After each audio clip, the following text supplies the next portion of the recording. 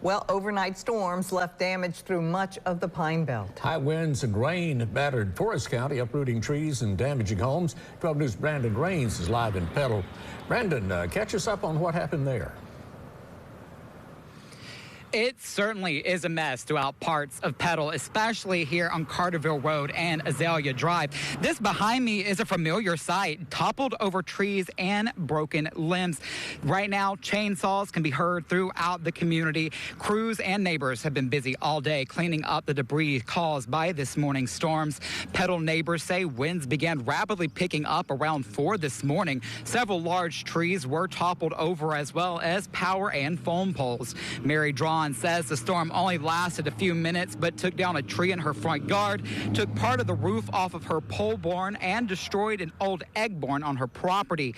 On Shaw's Road, about 8 miles away, a family is thankful to be alive after the wind sent a tree crashing through their home. The tree came through the ceiling on top of a man in bed.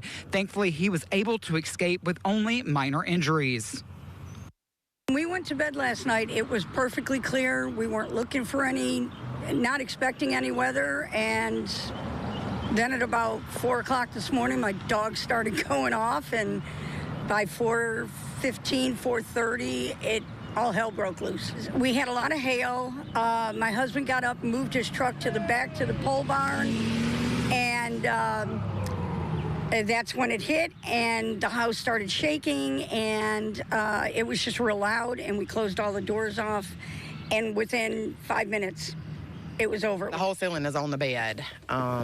He had injuries to the back of his head, or he kept grabbing the back of his head, and his knees are really scraped up, so I'm not really sure how he escaped from under the ceiling.